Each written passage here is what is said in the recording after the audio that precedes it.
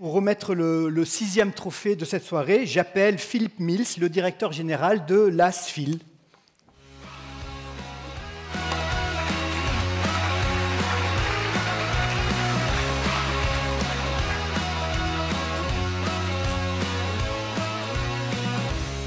Bonsoir Philippe. Alors, bonsoir Rémi, bonsoir à toutes et à tous. Que l'ASFIL est une banque publique qui prête aux collectivités et qui finance des exportations françaises. C'est pas la première fois que vous parrainez ce prix. Il a une importance pour vous. Alors pourquoi? Expliquez-nous. C'est le prix du créateur de cohésion. Oui, il a une grande importance pour moi en tant que directeur de l'ASFIL depuis sa création et à titre aussi personnel. Je crois que dans les temps troublés que nous vivons et qui étaient bien illustrés par la vidéo d'AXA, donc les tensions géopolitiques, la fragmentation des sociétés démocratiques et puis l'individualisme forcené au moins de certains des membres de ces mêmes sociétés, c'est nécessaire d'avoir des gens qui soutiennent et qui développent tout ce qui est la cohésion, notamment la cohésion civique, la cohésion d'une communauté de citoyens actifs, responsables, engagés. Alors dans les circonstances actuelles, il paraît que vous êtes obsédé par la motion de censure, on ne peut pas dire vraiment qu'au niveau le plus élevé, ce soit les 3 caractéristiques que je viens d'énumérer, soit celles de tous les membres de l'Assemblée nationale, mais voilà, je m'arrête là. Pas de politique. Voilà, pas de politique, j'ai un devoir de réserve. Par contre, il y a beaucoup d'acteurs concrets dans le secteur public, du côté des collectivités, des élus, des directeurs d'hôpitaux, des directeurs de leurs services, qui, eux, sont engagés à faire de la cohésion. C'est pour ça que le verbe que vous avez choisi, c'est... Servir. Alors pourquoi? Parce que quand vous êtes à la tête d'une collectivité, quand vous êtes à la tête d'un hôpital, quand vous êtes à la tête d'une entreprise exportatrice qui va aussi générer de l'emploi, qui va générer de l'emploi avec un impact positif, notamment sur tout ce qui accompagne la transition climatique et énergétique, vous servez vos concitoyens et vous servez votre pays. Et donc, moi, j'aime accompagner ces gens-là, j'aime leur faciliter la vie. Et je voudrais juste prendre 3 exemples qui l'illustrent. Donc, nous, on a 3 métiers, on finance les collectivités, on finance les hôpitaux publics et on finance donc les grandes entreprises exportatrices. Donc sur les collectivités, je suis banquier, donc je vais vous donner des chiffres. Les collectivités locales, c'est 7% de la dette publique, mais c'est 60% de l'investissement. On l'a beaucoup entendu dans le débat. On a beaucoup entendu parler. Certaines ont crié, d'autres un peu moins, mais souvent beaucoup ont crié. Mais elles ont crié, je dirais, en partie au moins à juste titre, parce qu'il faut préserver cette capacité d'investissement. Il faut préserver cette capacité d'investissement parce que c'est elles qui vont concrètement faire les investissements nécessaires pour effectivement respecter la stratégie nationale bas carbone. Il y a un exemple concret, c'est un syndicat d'eau de la communauté d'agglomération de la ville de Hyères qui, par exemple, nous a proposé un plan de lutte contre les inondations. On a vu en Espagne combien ça pouvait être important. On les a financés pour 1,6 million sur 30 ans. Il y a d'autres entrepreneurs du secteur public. Je pense notamment à un directeur d'hôpital du CHU de Lens, qui est aussi directeur d'hôpital de la région Artois, qui est une des régions les plus déshéritées d'un point de vue des indicateurs sanitaires en France, et qui a créé ce que tout le monde demande, c'est-à-dire une cohésion entre les médecins de l'hôpital et les médecins de ville. Et notamment en faisant créer des possibilités pour les médecins de ville de faire appel à l'expertise de manière plus facile des médecins d'hôpital pour qu'ils ne soient pas obligés de faire des allers-retours entre hôpital et ville pour qu'ils soient plus efficaces.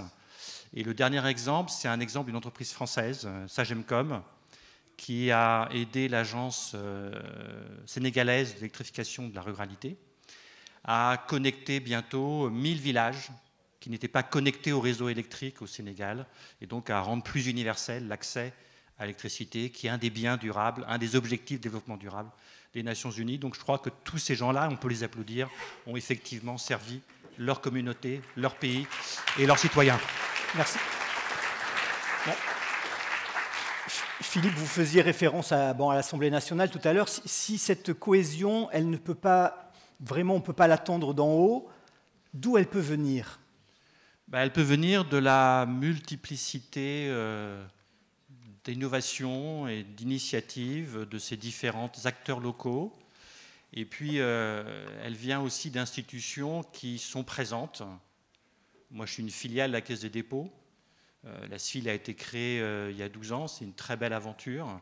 On n'était pas au départ destiné à devenir le premier financeur des collectivités, le premier financeur des hôpitaux, le premier financeur des grands contrats à l'exportation. On l'a réussi. Et donc, on a une maison mère qui a 200 ans, on en a 12. Mais je crois qu'on est là pour perdurer et pour perdurer, quelles que soient les alternances et les échéances politiques. Merci Philippe. Donc on passe aux nommés dans la catégorie donc, créateurs de cohésion. Je vous propose de les découvrir.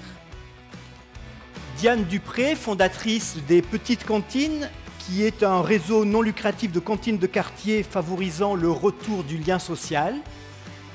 Clotilde Gilbert, la fondatrice de Wake Up Café, une association qui accompagne les personnes détenues vers une réinsertion durable sans récidive.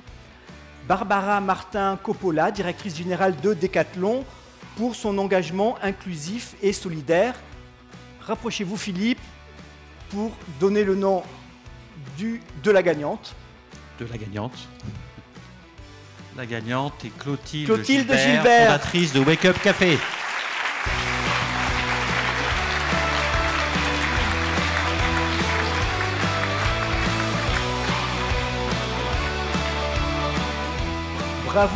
Bravo Clotilde, ravi de vous accueillir, bravo.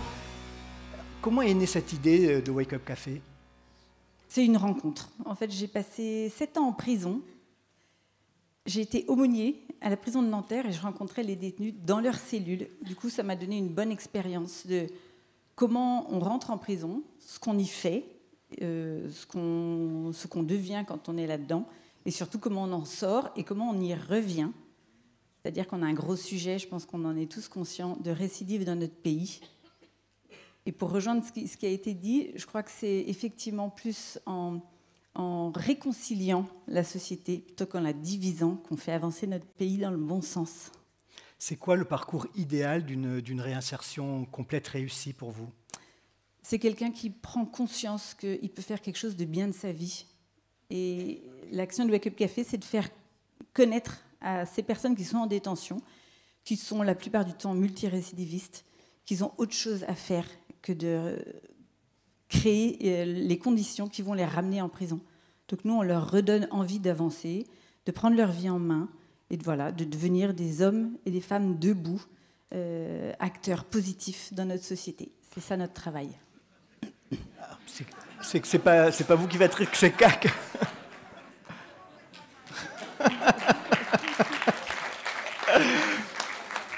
Clotilde, mais alors vous faites comment concrètement? Bien sûr, ça passe par le cadre de l'entreprise. Alors, à l'origine, Wake Up Café, c'est une association. Oui. Et là, on est 80 salariés et on doit aller les convaincre dans les prisons, un par un, qu'ils ont autre chose à faire de leur vie.